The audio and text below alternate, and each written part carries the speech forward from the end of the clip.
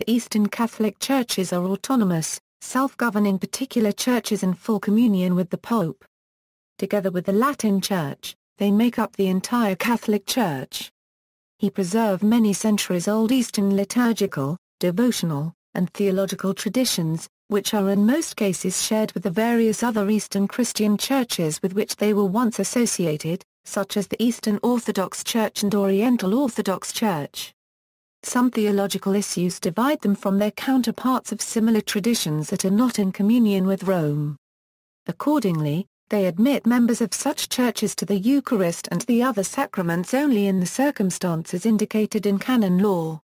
Historically, Eastern Catholic churches were located in Eastern Europe, the Middle East, North Africa and India. Due to migration they are now also in Western Europe, the Americas and Oceania, where eparchies have been established alongside the Latin dioceses.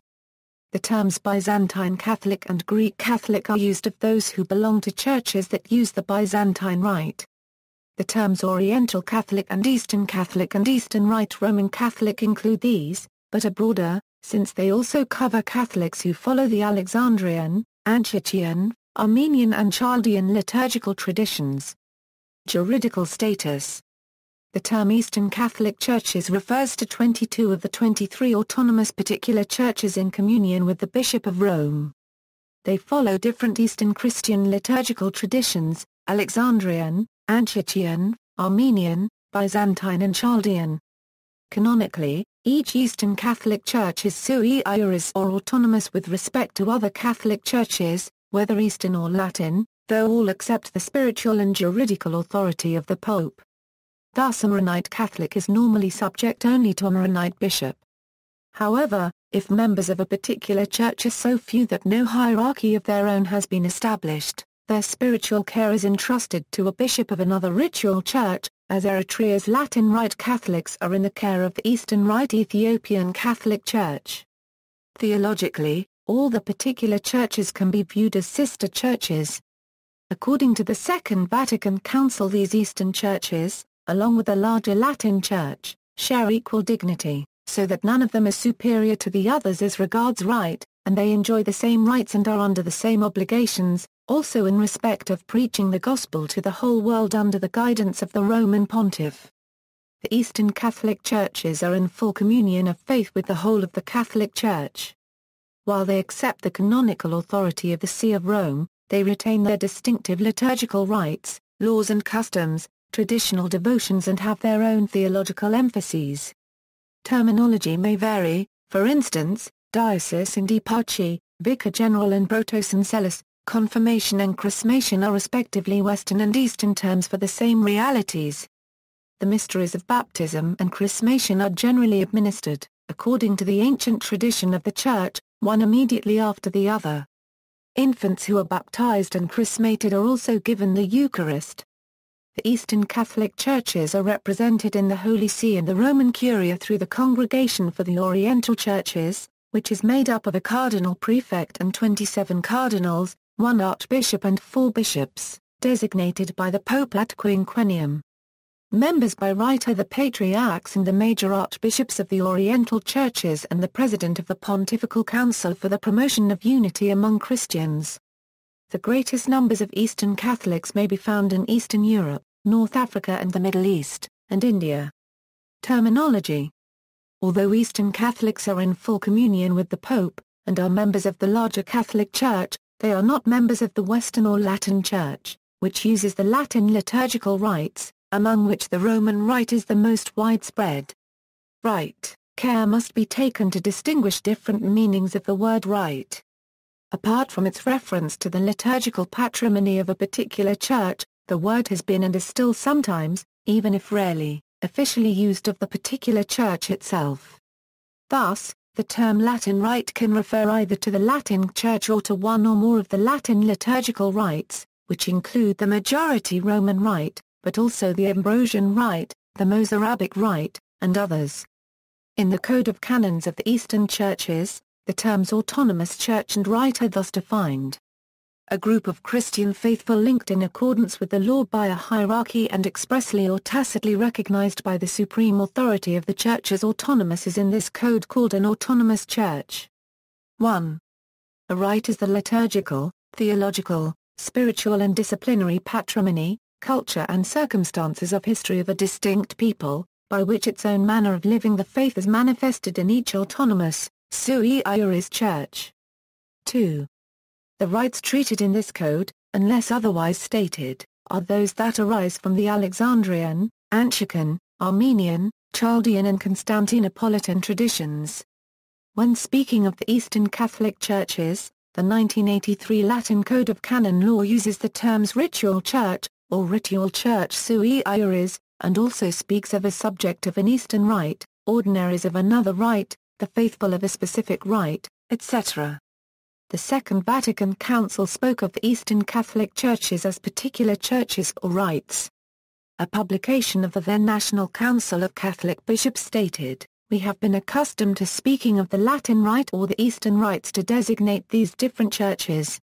However, the Church's contemporary legislation as contained in the Code of Canon Law and the Code of Canons of the Eastern Churches makes it clear that we ought to speak, not of rites, but of churches."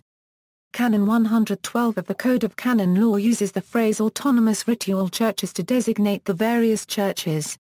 And a writer in a periodical of January 2006 declared, "The Eastern Churches are still mistakenly called Eastern Rite Churches, a reference to their various liturgical histories. They are most properly called Eastern Churches, or Eastern Catholic Churches." However, the term rite continues to be used. The Code of Canon Law forbids a Latin bishop to ordain, without permission of the Holy See, a subject of his who is of an Eastern rite. And in his Motu Proprio Summorum Pontificum of July 7, 2007, Pope Benedict XVI said that priests of the Latin Rite were free, under certain conditions, to use either of two editions of the Roman Missal. Uniate. The term uniate or uniate is applied to those Eastern Catholic churches which were previously Eastern Orthodox churches, primarily by Eastern Orthodox. The term is considered to have a derogatory connotation, though it was occasionally used by Latin and Eastern Catholics, prior to the Second Vatican Council. Official Catholic documents no longer use the term, due to its perceived negative overtones. According to Professor John Erickson of St. Vladimir's Orthodox Theological Seminary, the term uniate itself, once used with pride in the Roman Communion, had long since come to be considered as pejorative. Eastern Rite Catholic also was no longer in vogue because it might suggest that the Catholics in question differed from Latins only in the externals of worship. The Second Vatican Council affirmed rather that Eastern Catholics constituted churches, whose vocation was to provide a bridge to the separated churches of the East. Emergence of Eastern Catholicism. Most Eastern Catholic churches arose when a group within an ancient church in disagreement with the See of Rome returned to full communion with that see. Two Eastern Catholic churches have never broken communion with the Bishop of Rome since the beginning, the Maronite Church, which was never out of communion with Rome and has no counterpart in Eastern Orthodoxy. The Italo-Albanian Catholic Church which, unlike the Maronite Church, uses the same liturgical rite as the Eastern Orthodox Church. The canon law that the Eastern Catholic Churches have in common was codified in the 1990 Code of Canons of the Eastern Churches. The dicastery that works with the Eastern Catholic Churches is the Congregation for the Oriental Churches which, by law, includes as members all Eastern Catholic patriarchs and major archbishops. Supreme authority. Under the Code of Canons of the Eastern Churches, the Pope has supreme, full, immediate and universal ordinary authority in the whole Catholic Church, which he can always freely exercise. The full description is under Title III, Canons 42 to 54 of the Code of Canons of the Eastern Churches.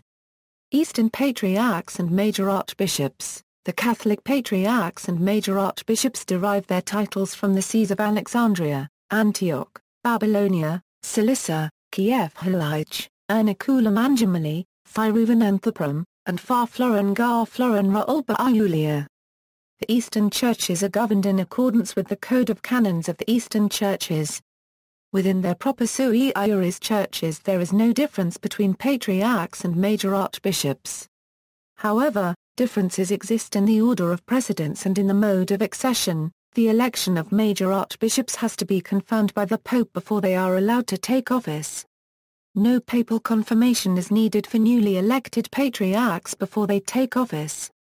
They are just required to ask the Pope as soon as possible to grant them ecclesiastical communion.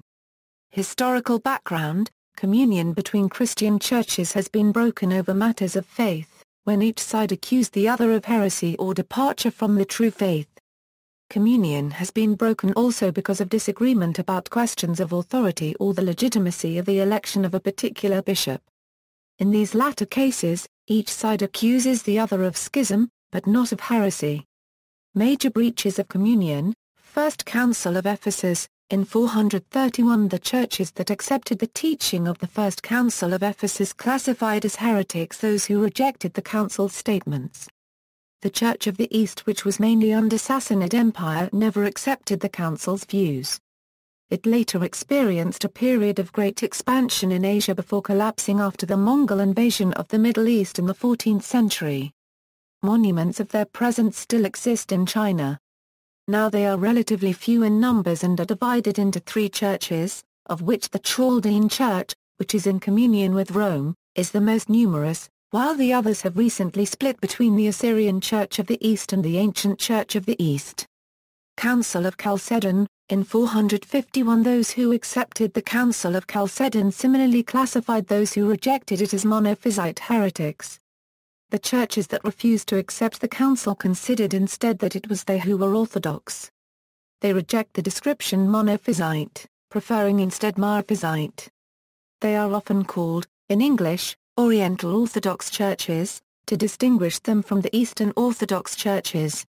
This distinction by which the words Oriental and Eastern, words that in themselves have exactly the same meaning, are used as labels for two different realities is impossible in most other languages and is not universally accepted even in English. These churches are also referred to as pre-Chalcedonian or, now more rarely, as non-Chalcedonian or anti-Chalcedonian. In languages other than English, other means are used to distinguish the two families of churches. Some reserve the term Orthodox for those that are here called Eastern Orthodox churches, but members of what are then called Oriental Eastern Orthodox churches consider this unfair. East-West Schism. The East-West Schism came about in a context of cultural differences between the Greek-speaking East and the Latin-speaking West and a rivalry between the churches in Rome, which claimed a primacy not merely of honor but also of authority, and in Constantinople, which claimed parity with Rome. The rivalry and lack of comprehension gave rise to controversies, some of which appear already in the Acts of the Quinisext Council of 692. At the Council of Florence, these controversies about Western theological elaborations and usages were identified as, chiefly, the insertion of Filioque in the Nicene Creed, the use of unleavened bread for the Eucharist, purgatory, and the authority of the Pope. The schism is conventionally dated to 1054, when the Patriarch of Constantinople and the papal legate Humbert of Mauritius issued mutual excommunications that have since been revoked. In spite of that event, for many years both churches continued to maintain friendly relations and seemed to be unaware of any formal or final rupture. However, estrangement continued to grow. In 1190 Theodore Balsamon, Patriarch of Antioch, declared that no Latin should be given communion unless he first declares that he will abstain from the doctrines and customs that separate him from us. And the sack of Constantinople in 1204 by the participants in the Fourth Crusade was seen as the West's ultimate outrage. By then, each side considered that the other no longer belonged to the church that was Orthodox and Catholic. But with the passage of centuries, it became customary to refer to the Eastern side as the Orthodox Church and the Western as the Catholic Church, without either side thereby renouncing its claim to be the truly Orthodox or the truly Catholic Church. The churches that sided with Constantinople are known collectively as the Eastern Orthodox churches. Attempts at restoring communion. Within each church, no longer in communion with the Church of Rome, there arose a group that considered it important to restore that communion. In 1438, the Council of Florence convened, which featured a strong dialogue focused on understanding the theological differences between the East and West, with the hope of reuniting the Catholic and Orthodox churches. Several Eastern churches reunited, forming Eastern Catholic churches. the See of Rome accepted them without requiring that they adopt the customs of the Latin Church, so that they all have their own liturgical, theological, spiritual and disciplinary heritage, differentiated by people's culture and historical circumstances, that finds expression in each sui iuris church's own way of living the faith. At a meeting at Balamand Monastery, Lebanon in June 1993, the Joint International Commission for the Theological Dialogue between the Catholic Church and the Orthodox Church declared that these initiatives that led to the union of certain communities with the See of Rome and brought with them, as a consequence, the breaking of communion with their mother churches of the East, took place not without the interference of extra-ecclesial interests. Likewise, the Commission acknowledged that unacceptable means were used in attempts to force Eastern Catholics to return to the Orthodox Church. The missionary outlook and proselytism that accompanied the Unia was recognized to be incompatible with a rediscovery of each other as sister churches. Thus, the Commission concluded that the missionary apostolate, which has been called Uniatism, can no longer be accepted either as a method to be followed nor as a model of the unity our churches are seeking. At the same time, the Commission stated, concerning the Eastern Catholic churches, it is clear that they, as part of the Catholic communion, have the right to exist and to act in response to the spiritual needs of their faithful. The Oriental Catholic churches who have desired to re-establish full communion with the See of Rome and have remained faithful to it, have the rights and obligations connected with this communion. Numbers: Eastern Catholic churches make up a small percentage of the membership in the Catholic Church when compared to the Latin Church, which has over 1 billion members. The 2008 statistics collected by the CNEWA show that Syriac Christians make up 47% of Eastern Catholics and Byzantine Christians make up 46%. The three largest Eastern churches are the Byzantine Ukrainian Greek Catholic Church with 4.3 million members, the Syriac Syro-Malabar Catholic Church at 3.9 million faithful, and the Maronite Catholic Church with 3.29 million faithful. Orientalium Dignitas. On November 30, 1894, Pope Leo XIII issued the Apostolic Constitution Orientalium Dignitas, in which he stated, "The churches of the East are worthy of the glory and reverence that they hold throughout the whole of Christendom in virtue of those extremely ancient, singular memorials that they have bequeathed to us. For it was in that part of the world that the first actions for the redemption of the human race began, in accord with the all-kind plan of God. They swiftly gave forth their yield. There flowered in first blush the glories of preaching the true faith to the nations, of martyrdom, and of holiness. They gave us the first joys of the fruits of salvation. From them has come a wondrously grand and powerful flood of benefits upon the other peoples of the world, no matter how far-flung. When blessed Peter, the Prince of the Apostles, intended to cast down the manifold wickedness of error and vice, in accord with the will of heaven, he brought the light of divine truth, the gospel of peace, freedom in Christ to the metropolis of the Gentiles." As Adrian Fortescue wrote, Pope Leo begins by explaining again that the ancient Eastern rites are a witness to the apostolicity of the Catholic Church, that their diversity, consistent with unity of the faith, is itself a witness to the unity of the Church, that they add to her dignity and honor. He says that the Catholic Church does not possess one rite only, but that she embraces all the ancient rites of Christendom. Her unity consists not in a mechanical uniformity of all her parts, but on the contrary, in their variety, according in one principle and vivified by it.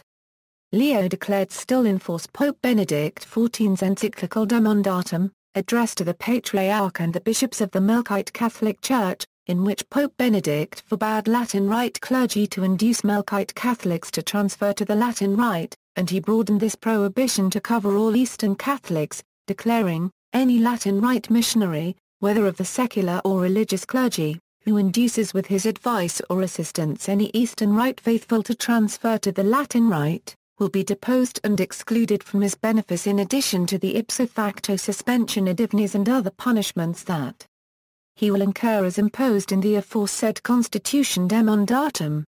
Modern reforms. There had been confusion on the part of Western clergy as to the legitimacy of a presence of the churches of the East in countries seen as belonging to the West, despite firm and repeated papal confirmation of these churches' universal character.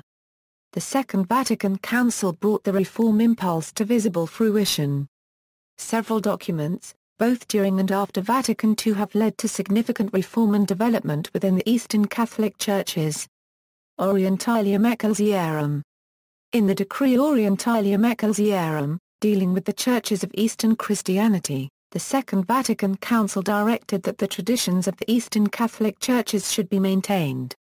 It declared that it is the mind of the Catholic Church that each individual church or rite should retain its traditions whole and entire, and likewise that it should adapt its way of life to the different needs of time and place, and that they should all preserve their legitimate liturgical rite and their established way of life, and these may not be altered except to obtain for themselves an organic improvement.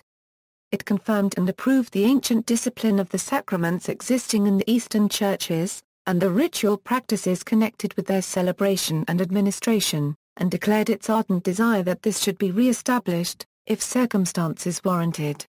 It applied this in particular to administration of confirmation by priests. It expressed the wish that, where the permanent diaconate had fallen into disuse, it should be restored.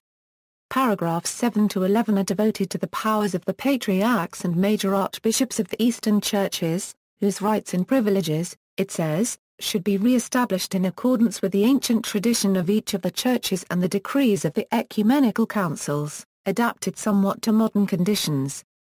Where there is need, new patriarchates should be established either by an ecumenical council or by the Bishop of Rome.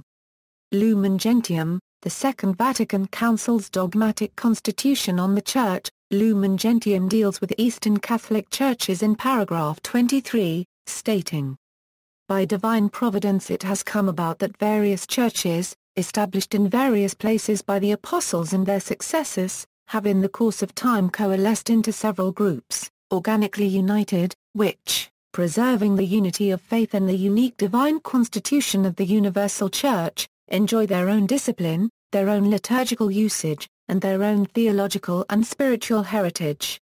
Some of these churches, notably the ancient patriarchal churches, as parent stocks of the faith, so to speak, have begotten others as daughter churches, with which they are connected down to our own time by a close bond of charity in their sacramental life and in their mutual respect for their rights and duties. This variety of local churches with one common aspiration is splendid evidence of the Catholicity of the undivided Church. In like manner the episcopal bodies of today are in a position to render a manifold and fruitful assistance, so that this collegiate feeling may be put into practical application.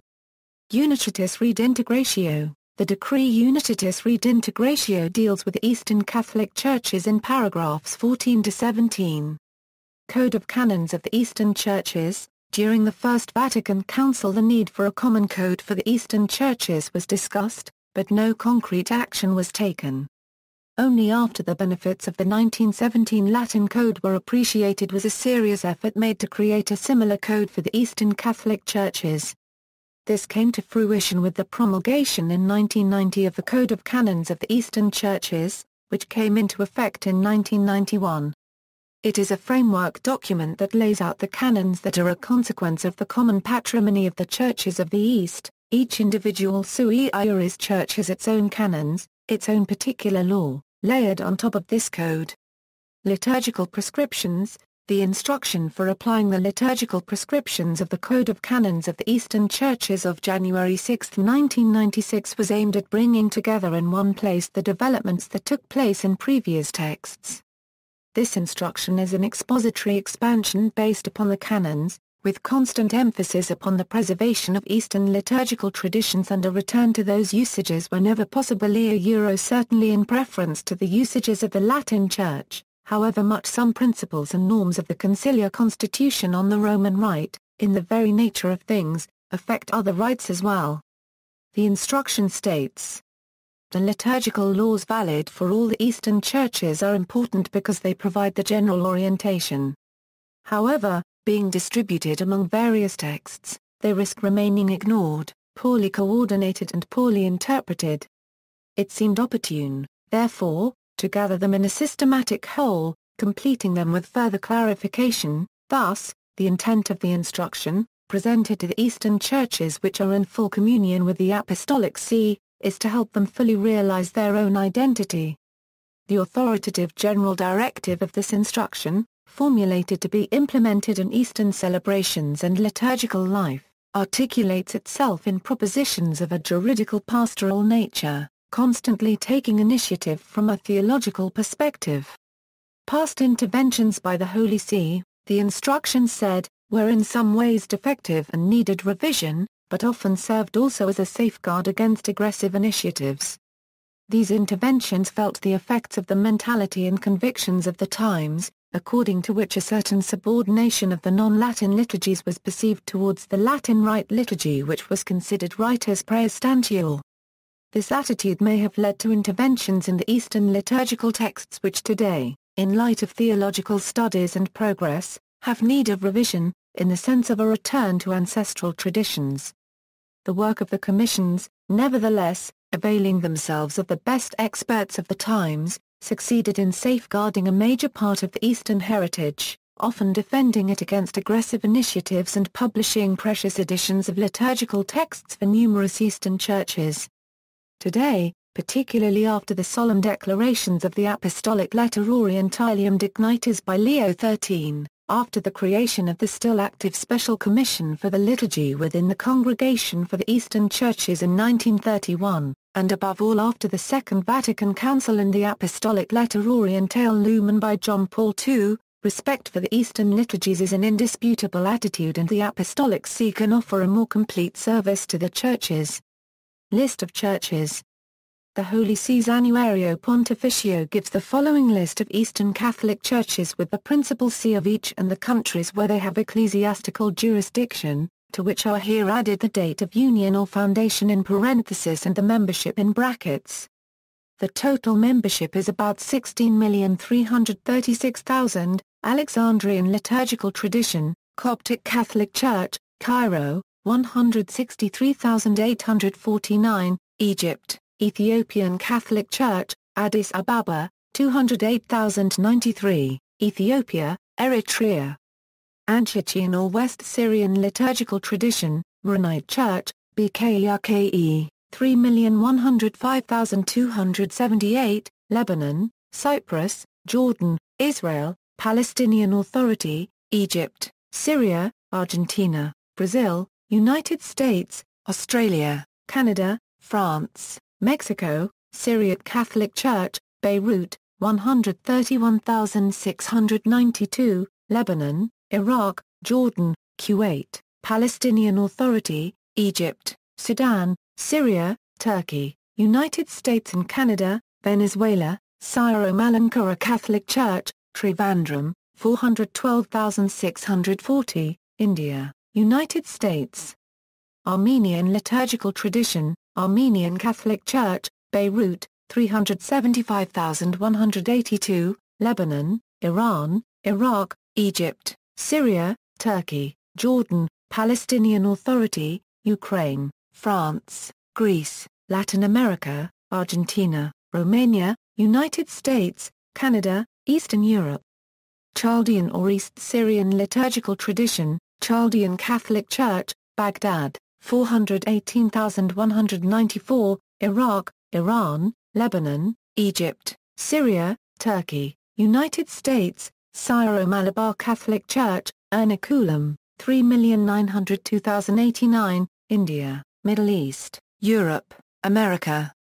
Constantinopolitan Liturgical Tradition, Albanian Catholic Church, 3,510, Albania, Belarusian Catholic Church, 10,000, Belarus, Bulgarian Greek Catholic Church, Sofia, 10,107, Bulgaria, Byzantine Church of Croatia, Serbia and Montenegro, Kraja 3/4 EV, Ruski KRSTUR, 21,480 plus, 22,653, Croatia, Serbia, and Montenegro, Greek Byzantine Catholic Church, Athens, 2,325, Greece, Turkey, Hungarian Greek Catholic Church, Nyaregi Horzar, 290,000, Hungary, Italo-Albanian Catholic Church, 63,240, Italy, Macedonian Catholic Church, Skopje.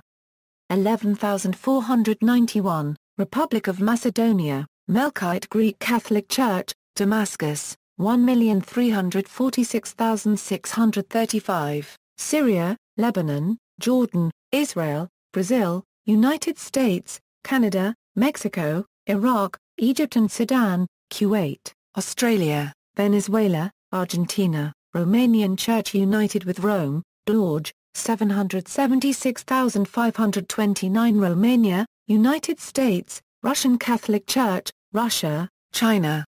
Currently about 20 parishes and communities scattered around the world, including 5 in Russia itself, answering to bishops of other jurisdictions: Ruthenian Catholic Church, Uzhhorod, Pittsburgh, 594,465, United States, Ukraine, Czech Republic, Slovak Catholic Church, Priev, 243,335, Slovakia, Canada, Ukrainian Catholic Church, Kiev, 4,223,425, Ukraine, Poland, United States, Canada, Great Britain, Australia, Germany and Scandinavia, France, Brazil, Argentina. Note: Georgian Byzantine Rite Catholics are not recognized as a particular church. The majority of Eastern Catholic Christians in the Georgian Republic worship under the form of the Armenian liturgical rite. The list shows that an individual autonomous particular church may have distinct jurisdictions in several countries. The Ruthenian Catholic Church is organized in an exceptional way because of a constituent metropolia. The Byzantine Catholic Metropolitan Church of Pittsburgh is also, unofficially, referred to as the Byzantine Catholic Church in America. Canon law treats it as if it held the rank of an autonomous metropolitan particular church because of the circumstances surrounding its 1969 establishment as an ecclesiastical province. At that time, conditions in the Rusine homeland, known as Carpatho Rus, admitted no other solution because the Byzantine Catholic Church had been forcibly suppressed by the Soviet authorities. When communist rule ended, the Eparchy of Mukakiv re-emerged. It has some 320,000 adherents, greater than the number in the Pittsburgh metropolia. In addition, an apostolic exarchate established in 1996 for Catholics of Byzantine Rite in the Czech Republic is classed as another part of the Ruthenian Catholic Church. On the EWTN website, the apostolic exarchate for Byzantine Rite Catholics in the Czech Republic is mentioned in a list of Eastern churches, of which all the rest are autonomous particular churches. This is a mistake, since recognition within the Catholic Church of the autonomous status of a particular church can only be granted by the Holy See, which instead classifies this church as one of the constituent local particular churches of the autonomous Ruthenian Catholic Church. Byzantine Rite Catholics of Georgian nationality or descent. Some have treated Byzantine Rite Catholics within the Georgian Catholic Church as a separate particular church with a reunion date of either 1861 or 1917. A study by Deacon Methodios Stadnik states, the Georgian Byzantine Catholic Exarch, Fr. Shio Batmanishvili, and 2 Georgian Catholic priests of the Latin Church were executed by the Soviet authorities in 1937 after having been held in captivity in Solovki prison and the northern gulags from 1923. In his book The Forgotten, Catholics of the Soviet Union Empire from Lenin through Stalin, further Christopher Zuger writes, by 1936, the Byzantine Catholic Church of Georgia had 2 communities, served by a bishop and 4 priests, with 8,000 believers, and he identifies the bishop as Shio Batmalashvili. The Ukrainian Helsinki Human Rights Union mentions the Catholic administrator for Georgia Shio Batmalashvili as one of those who were executed as anti-Soviet elements in 1937. The second of these sources calls Batmalashvili a bishop. The first is ambiguous, calling him an exarch but giving him the title of father. The third merely refers to him as the Catholic administrator without specifying whether he was a bishop or a priest and whether he was in charge of a Latin or a Byzantine jurisdiction. If Batmalashvili was an exarch, and not instead a bishop connected with the Latin diocese of Tiraspol, which had its seat at Saratov on the Volga River, to which Georgian Catholics even of Byzantine Rite belonged, this would mean that a Georgian Byzantine Rite Catholic Church existed, even if only as a local particular church.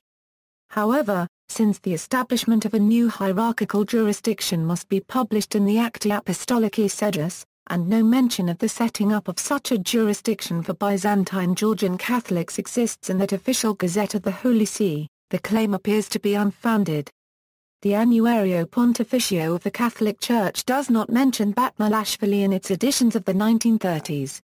If indeed he was a bishop, he may then have been one of those secretly ordained for the service of the Church in the Soviet Union by French Jesuit Bishop Michel de Bergny, who was head of the Pontifical Commission for Russia from 1925 to 1934.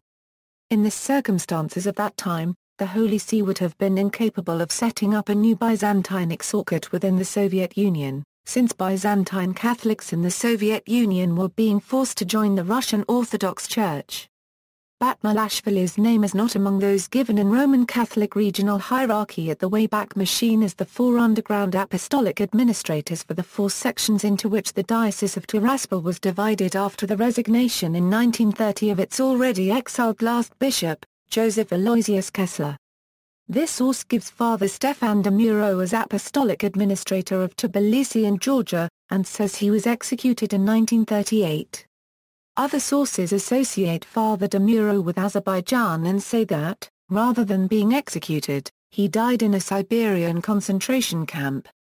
Until 1994, the United States annual publication Catholic Almanac used to go further, listing Georgian among the Byzantine churches. Until corrected in 1995, it appears to have been making a mistake similar to that made on the equally unofficial EWTN site about the Czech Byzantine Catholics. Byzantine Rite Catholics in Estonia. There was also a short-lived Byzantine Catholic movement among the ethnic Estonians in the Orthodox Church in Estonia during the interwar period of the 20th century, consisting of 2 to 3 parishes, not raised to the level of a local particular church with its own head. This group was liquidated by the Soviet regime and is now extinct. Ritual faculties. While clerics and members of institutes of consecrated life are bound to observe their own rite faithfully, priests are occasionally given permission to celebrate the liturgy of a rite other than the priest's own rite, by what is known as a grant of ritual faculties. The reason for this permission is usually the service of Catholics who have no priest of their own right. Thus priests of the Syro-Malabar Church working as missionaries in areas of India in which there are no structures of their own church, are authorized to use the Roman Rite in those areas, and Latin Rite priests are, after due preparation, given permission to use an Eastern Rite for the service of members of an Eastern Catholic Church living in a country in which there are no priests of their own particular church. Popes are permitted to celebrate a Mass or Divine Liturgy of any rite in testament to the Catholic Church's universal nature. Pope John Paul II celebrated the Divine Liturgy in Ukraine during his pontificate. For a just cause, and with the permission of the local bishop, priests of different autonomous ritual churches may concelebrate. However, the rite of the principal celebrant is used whilst each priest wears the vestments of his own rite. For this no indulta ritualism is required. Ritual faculties may concern not only clergy but also religious, enabling them to become members of an institute of an autonomous church other than their own. The laity should foster an appreciation of their own rite, and should observe that rite unless there is good reason, for example a Latin Rite Catholic living in an exclusively Ethiopian Rite country. This does not forbid occasional or even, for a just cause, habitual participation in the liturgy of a different autonomous church, Western or Eastern. The obligation of assisting at the Eucharist or, for members of some Eastern churches, at Vespers, is satisfied wherever the liturgy is celebrated in a Catholic rite. Clerical celibacy. Eastern and Western Christian churches have different traditions concerning clerical celibacy, and the resulting controversies have played a role in the relationship between the two groups in some Western countries. In general, the Eastern Catholic churches allow ordination of married men as priests. Within the lands of the Ukrainian Greek Catholic Church, the largest Eastern Rite Catholic Church, priests' children often became priests and married within their social group, establishing a tightly knit hereditary caste. Most Eastern churches distinguish between monastic and non-monastic clergy. Monastics do not necessarily live as monks or in monasteries, but have spent at least part of their period of training in such a context. Their monastic vows include a vow of celibate chastity. Bishops are normally selected from the monastic clergy, and in most Eastern Catholic churches a large percentage of priests and deacons also are celibate, while a large portion of the clergy are married, having taken a wife then they were still laymen. If someone preparing for the diaconate or priesthood wishes to marry, this must happen before ordination. In countries where Eastern traditions prevail, a married clergy caused little controversy. But it aroused opposition in other countries to which Eastern Catholics migrated. This was particularly so in the United States. In response to requests from the Latin bishops of those countries, the Sacred Congregation for the Propagation of the Faith set out rules in a letter of May 2, 1890 to Frère Section Marie Benjamin Richard, the Archbishop of Paris, which the congregation applied on May 1, 1897 to the United States, stating that only celibates or widowed priests coming without their children should be permitted in the United States. This celibacy mandate for Eastern Catholic priests in the United States was restated with special reference to Catholics of Ruthenian rite by the 1 March 1929 decree Cum Data Furit, which was renewed for a further 10 years in 1939. Dissatisfaction by many Ruthenian Catholics in the United States gave rise to the American Carpatho-Russian Orthodox Diocese. This mandate was abolished with the promulgation of the decree on the Eastern Catholic Churches at the Second Vatican Council. Since then, married men have been ordained to the priesthood in the United States, and numerous married priests have come from Eastern countries to serve parishes in the Americas.